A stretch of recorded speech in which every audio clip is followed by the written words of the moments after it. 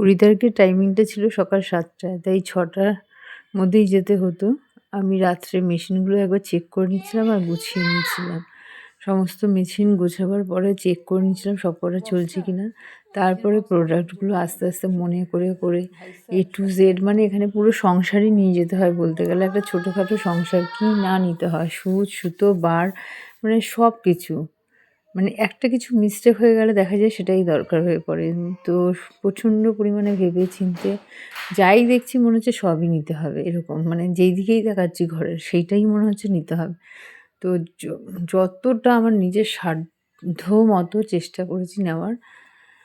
আর separate ব্যাগে আমি রেখেছিলাম যাতে আমার খুঁজতে না অসুবিধা হয়। মানে কন্ট্রোল প্যালেট একটা ব্যাগে, প্রেস পাউডার একটা ব্যাগে, ফাউন্ডেশন একটা ব্যাগে ছিল, সমস্ত ময়েশ্চারাইজারগুলো সব একদিকে ছিল। এরমভাবে সাজিয়ে রেখেছিলাম, তারপর ব্যাগে গুছিয়ে নিলাম। আর একটা খুব মজার জিনিস হয়েছিল, আমার হাজব্যান্ডকে অফিস থেকে একটা ট্রলি দিয়েছিল, যেই ট্রলিটা আমার ভীষণ কাজে লেগে গেছিলো। থ্যাংক ইউ অফিসের বস। মানে এত সুন্দর একটা সময় আমি সুন্দরভাবে গিফটগুলো পেয়ে যাচ্ছি যে আমার অনেকটাই হেল্প হচ্ছে। এই যে ট্রলিটা, এটা ও অফিস থেকে দিওয়ালি গিফট পেয়েছে। আর আমার হেলমেটটা দেখে সবাই বলছিল এরম দশা কেন? আসলে কী বলো তো, আমার একটা প্রবলেম আছে। মানে আমাকে তুমি যেরমভাবে রাখবে আমি সেরমভাবেই থেকে যাব। আমাকে জয়শ্রীদি সবসময় বলে তোর ফেসটাই খুব স্টাইলিশ, তাই তুই ছেঁড়া নাইটি পরলেও মনে হয় যেন স্মার্ট। তো এই হচ্ছে ব্যাপার, আমি বাই বর্ন স্মার্ট, তাই আমাকে যেরমই থাকি ভালো লাগে। আর এই যে কারুকার্যগুলো হেলমেটে, সেটা আমার বর করেছে। আমি সকাল ৬টায় শখের বাজারের দিকে চললাম। তো আমার হাজব্যান্ড বাড়ি ছিল বলে ওই দিয়ে আসলো, আমার খুবই সুবিধা হলো। ও থাকলে আমি একটু টেনশন ফ্রি থাকি, স্বাভাবিকভাবেই সবাই সেটা। তো সকালবেলাই চলে গেলাম। আমাকে সবাই বলছে যে হেলমেটটা এরম কেন? তো ওই একদিন ঝগড়া করে রাগ করে ছুঁড়ে মেরেছিল আর সবই ওরকম হয়ে গেছে। খুবই সুন্দর ছিল। আর ৯:৩০ ছিল গ্রিনফিল্ড সিটিতে কাজ। তো গ্রিনফিল্ড সিটিতে ২টো মেকআপ ছিল। শখের বাজারে যেটা ছিল সেটা ছিল একটা পার্টি মেকআপ, আর গ্রিনফিল্ড সিটি ছিল ২টো পার্টি মেকআপ। তো চললাম।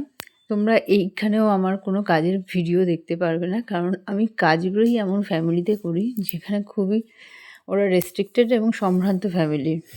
তো সেখানে ওরা নিজেরাই সোশ্যাল মিডিয়ার সঙ্গে অত জড়িয়ে নেই এবং ইন্টারেস্টেড নয়। এবার তুমি মনে করো, তুমি এমন একজনকে মেকআপ করালে যে একটা খুব ভালো পোস্টে কাজ করে বা খুব হাইলি এডুকেটেড, এবার তার তুমি বিফোর আফটার ফটো দিলে। তুমি ভাবো তো, বিফোর আফটার ফটো মানে বিফোর যেটা হয় সেটা হচ্ছে তার বাড়ির ড্রেসে থাকবে। কেমন লাগবে বলো তো?